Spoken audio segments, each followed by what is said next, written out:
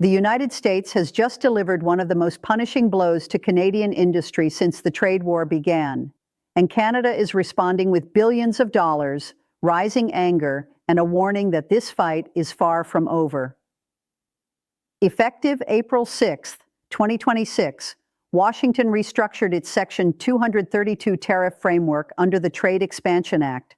Products made entirely or almost entirely of steel, aluminum, or copper, and that explicitly includes steel coils, now face a flat 50% tariff applied to their full customs value.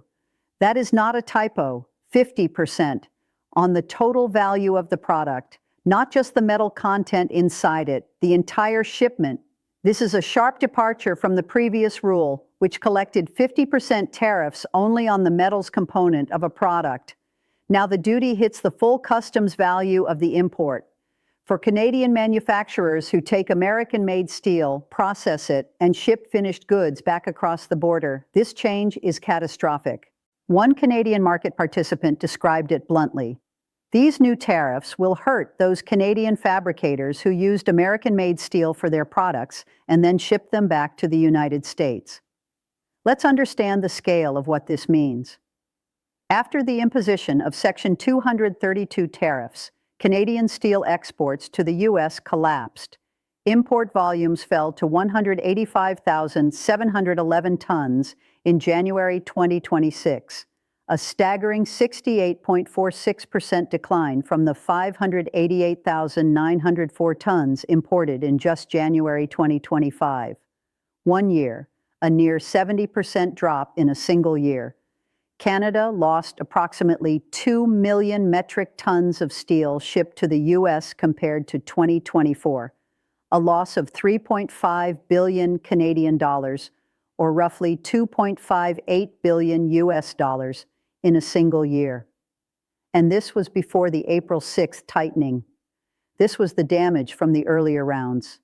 Now the screws have been turned further. In 2024, almost 95% of Canadian steel exports went to the United States. That is how integrated these two economies were. Canada wasn't just a trading partner in steel. It was essentially the United States' most reliable supplier. Canadian steel mills have suffered financially. Algoma Steel, ArcelorMittal, Dofasco, and Stelco all reduced their workforces and curtailed operations. Dofasco and Stelco are now operating at around 50% of their production capacity, and Algoma is in the process of shutting down its blast furnace. These are not abstract statistics. These are workers, real communities, generations of industrial heritage being hollowed out, not because Canadian steel is inferior or unfair, but because Washington has labeled it a national security threat. The White House's own bullet point summary described steel coils and aluminum sheet as a national security threat. Canada, America's largest trading partner, its NATO ally, the country that shares the longest undefended border in the world, is being treated as a national security threat in its steel exports.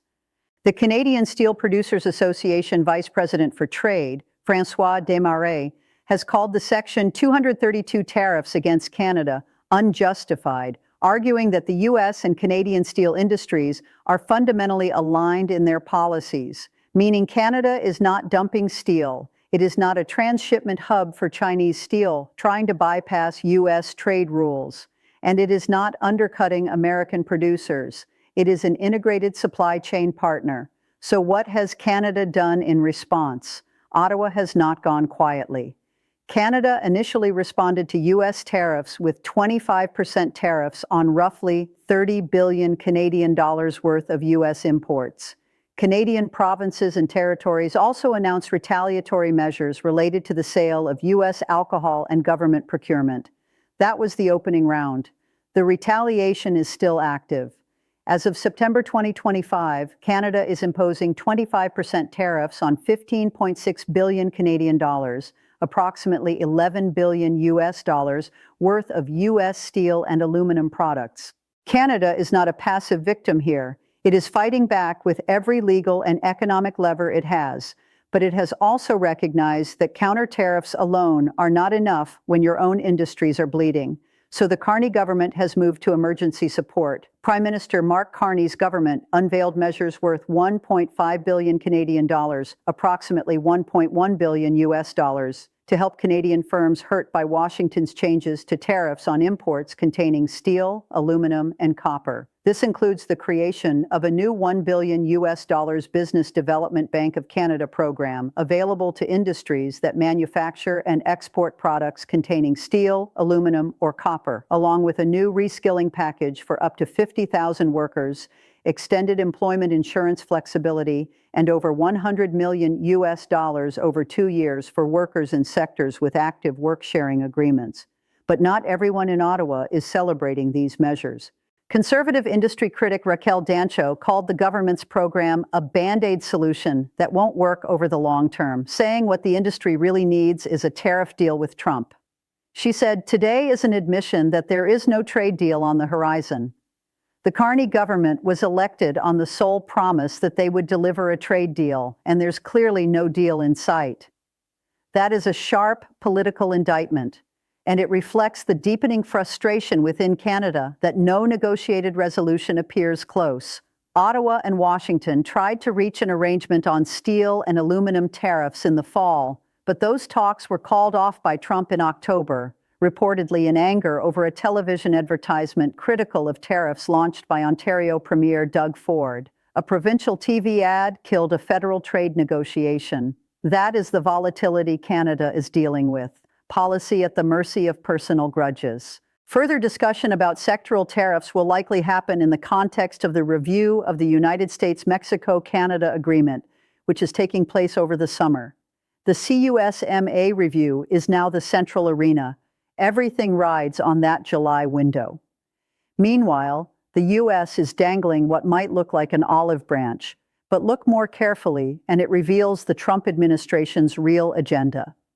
The U.S. Commerce Department has outlined a process allowing Canadian and Mexican steel and aluminum producers to request a lower Section 232 tariff from 50% down to 25% in exchange for a binding commitment to build or expand production facilities in the United States. In other words, move your factory to America and we'll reduce your punishment. Don't move and you keep paying 50%.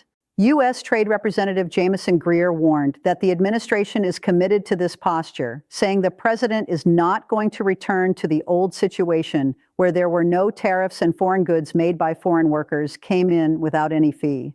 That is the Trump administration's stated permanent philosophy, not a negotiating tactic, a structural position. One Canadian mold maker, Jonathan Azapardi, president of Laval Tool and Mold in Windsor, Ontario, said he estimates the tariff hike could hit his company's bottom line by as much as $5 million US dollars in 1 year. He said, "We will have to start to look at what our options are. And if that means possible relocation to the United States, we may have to consider that, because this is the time of desperation.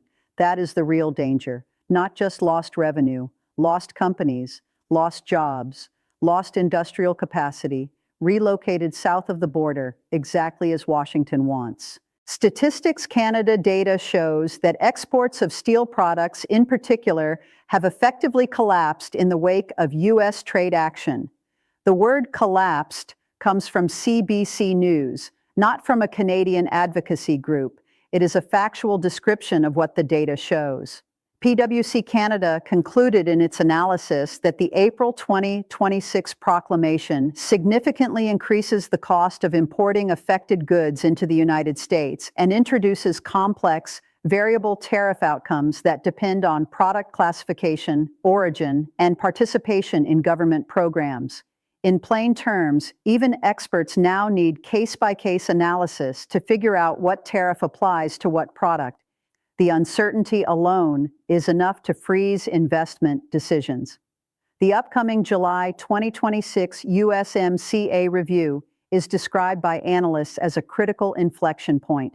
Successful dispute resolution could strengthen USMCA by demonstrating effective mechanisms for managing trade tensions. Alternatively, persistent tariff disputes could establish precedents for security-justified trade restrictions that undermine the agreement's stability and discourage further integration. That is the fork in the road. Either CUSMA becomes a real mechanism to resolve this, or it becomes a piece of paper that the United States treats as optional whenever it finds a national security justification convenient enough. The bottom line is this: the United States has imposed a 50% tariff on Canadian steel coils, applied to the full value of the product, not just the metal content. Canada's steel exports to the U.S. have fallen nearly 70% in a year. 3 of Canada's biggest steel producers are operating at half capacity or shutting down furnaces. Ottawa has committed 1.5 billion Canadian dollars in emergency relief while retaliating with tariffs of its own on 11 billion US dollars in American goods. Negotiations collapsed over a provincial TV ad. And the US is offering to cut the tariff in half if Canada relocates its factories to American soil. Canada is furious, but fury alone does not write trade policy. The summer CUSMA review is Canada's last best chance to change this equation through negotiation. If that fails, the industrial restructuring of North America, won on Washington's terms, continues.